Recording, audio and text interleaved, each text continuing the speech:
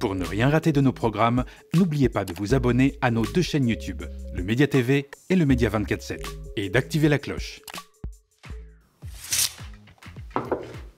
C'est pas porteur, ça? Qu'est-ce que tu fous, Marion? Ah bah je me suis mis au bricolage. Il paraît que c'est antifasciste.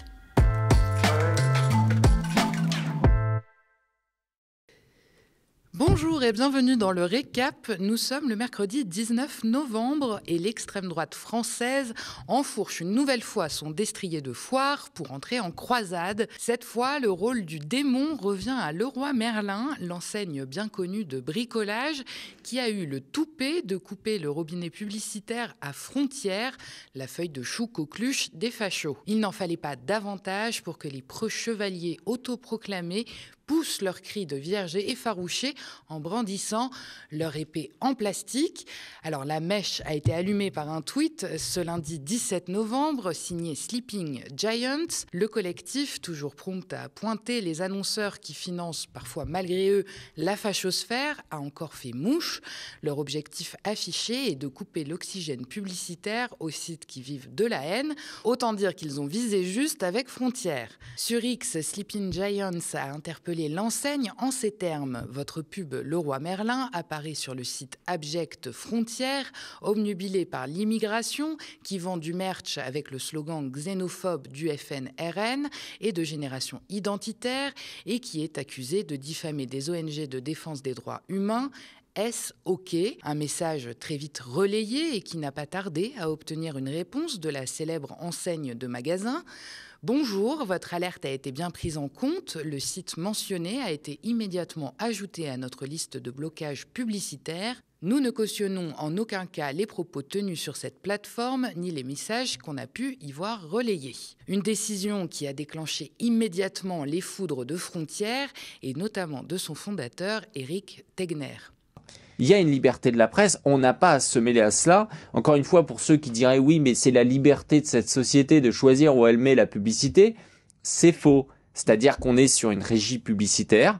Le modèle de ces entreprises, c'est de dire en fait, on paye une régie publicitaire, Google ou autre, et ils diffusent des publicités sur les sites où ils pensent que les lecteurs de ce site iront acheter dans nos sociétés. Donc le Roi Merlin a été vu comme un public, on a un public qui peut être intéressé par le Roi Merlin. Et en cela, c'est ça. Donc lorsqu'ils choisissent d'eux-mêmes d'aller dire on va pour des raisons politiques, parce qu'ils le revendiquent, ils disent que c'est raisons politiques, ils disent pas que c'est pour des raisons économiques en disant on a peur du boycott. Oui. Ils prennent l'idéologie des Sleeping Giants, c'est ça qui est fou. Alors on connaissait l'inclinaison de Frontières pour les raccourcis audacieux et la désinformation éhontée.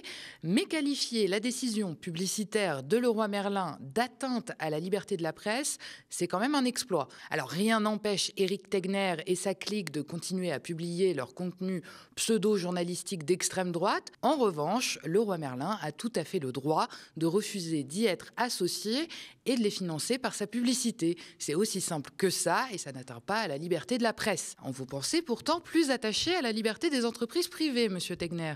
Les grands martyrs de chez Fronfront n'ont pas manqué d'en faire des caisses depuis 2 jours et de jeter évidemment Leroy Merlin en pâture à toute la fachosphère qui s'est aussitôt mise en branle pour mener une campagne de harcèlement comme elle en a le secret.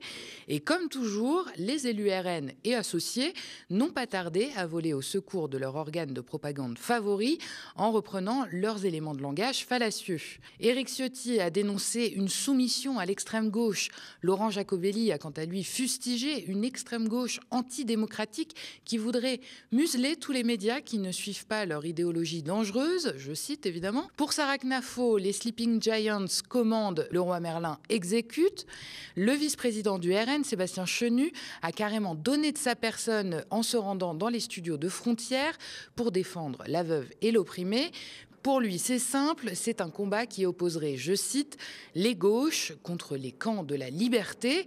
Les camps de la liberté qui nient celle des autres quand elle ne va pas dans leur sens, pour être très précis. Ironie du sort, certains autres, comme le député lepéniste Mathias Renaud par exemple, appellent au boycott de l'enseigne de bricolage, tout en lui reprochant elle-même de boycotter Frontières. Mais la palme du ridicule revient à 3 députés RN affiliés à Marion Maréchal Le Pen, qui se sont fendus d'une missive à l'attention de la directrice générale de Leroy Merlin. Ils lui demandent de reconsidérer sa décision Selon eux, il s'agirait de discrimination politique et le rôle d'une entreprise ne serait pas de trier les médias. On marche sur la tête. La polémique va tellement loin que sur le plateau de l'officine outragée, on va jusqu'à désigner Sleeping Giants comme la cible à abattre. Parce qu'il ne faut pas se tromper de cible. Justement, ses ennemis à abattre, ce n'est pas Leroy Merlin, ce n'est pas toutes ces entreprises qui ont cédé à la pression des réseaux sociaux. Ceux qu'il faut abattre, c'est des gens comme les Sleeping Giants qui se posent en parangon de vertu et sont finalement les plus antidémocrates qui soient. Alors, ce n'est pas une première pour le collectif citoyen Sleeping Giants, régulièrement cible des attaques de l'extrême droite en raison de son combat. En France, ces activistes anonymes se sont déjà attaqués à CNews, Valeurs Actuelles, Boulevard Voltaire, Minute ou Rivarol, pour ne citer que. Et ce combat n'est évidemment pas uniquement hexagonal.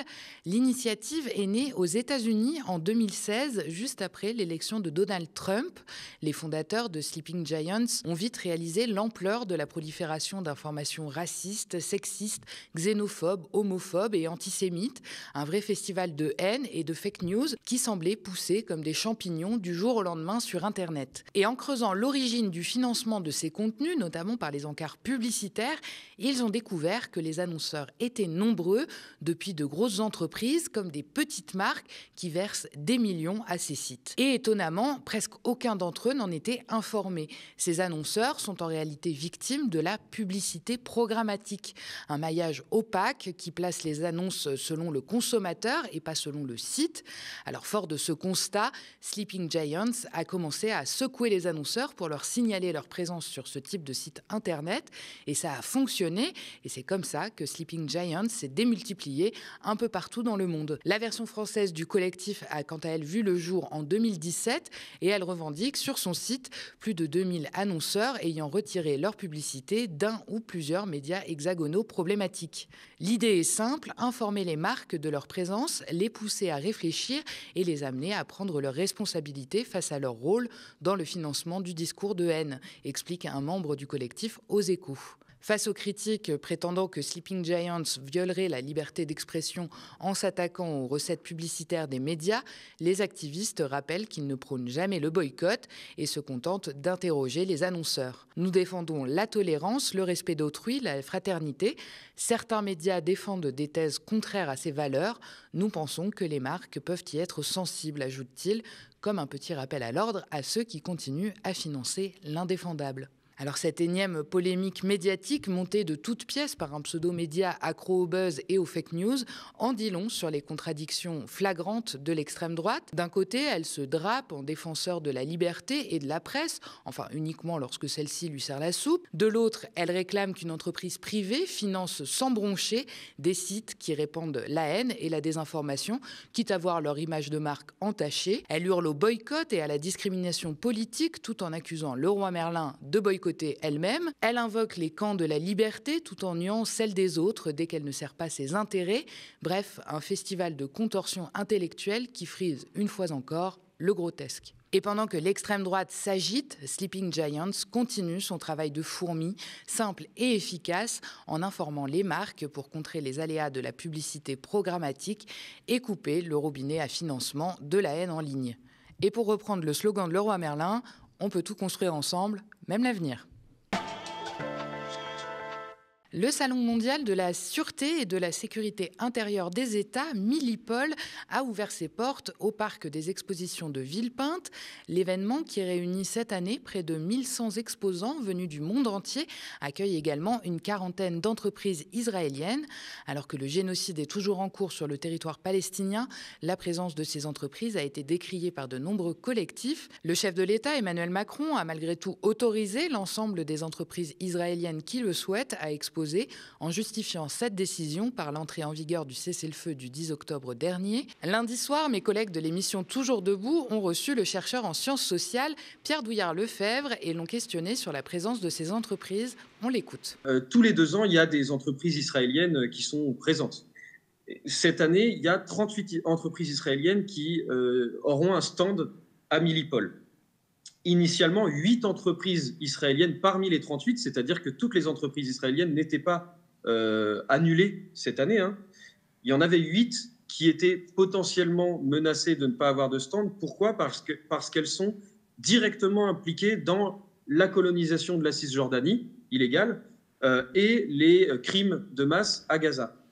Et il s'avère que là, il y a ce que Macron appelle un changement de doctrine vis-à-vis de ces entreprises, c'est-à-dire que là, même les 8 entreprises les plus impliquées dans les crimes contre le peuple palestinien sont autorisées, et notamment à la demande de Meir Habib, qui est un ancien député proche de Netanyahou, qui s'est vanté d'avoir demandé à Macron d'inviter ces entreprises et qui l'a obtenu. Donc c'est un salon de la honte. Il y a des recours juridiques, une mise en demeure qui a été déposée contre le salon Milipol, qui commence demain, je le rappelle. Et il y aura également une manifestation qui va être organisée contre ce salon de la honte pour protester contre les entreprises israéliennes et puis plus globalement contre ce marché de la guerre contre les peuples. Plusieurs collectifs ont appelé à se rassembler ce midi à 13h devant l'entrée du salon à Villepinte pour dénoncer la complicité de Milipol face au génocide en cours et la répression policière lors des manifestations françaises. Nous refusons de laisser ce grand marché de la guerre et du contrôle se tenir impunément aux portes de Paris. Stop au génocide, à la répression et au business de la mort, déclarent les organisateurs en évoquant les situations en Palestine, au Soudan, en République démocratique du Congo ou encore au Cameroun. Une centaine de personnes se sont donc rendues sur place avant d'être repoussées vers le RER par les forces de l'ordre. On écoute ces militants présents sur place au micro de mes collègues Lisa Lapp et Andrei Manivit. C'est la présence des entreprises israéliennes au salon militaire qui vous a aussi choqué?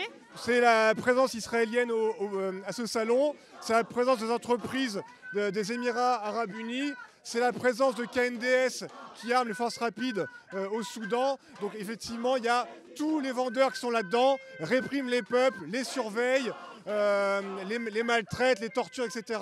Donc nous, en tant que Guerre à la guerre, on demande l'annulation de tout ce salon, quoi.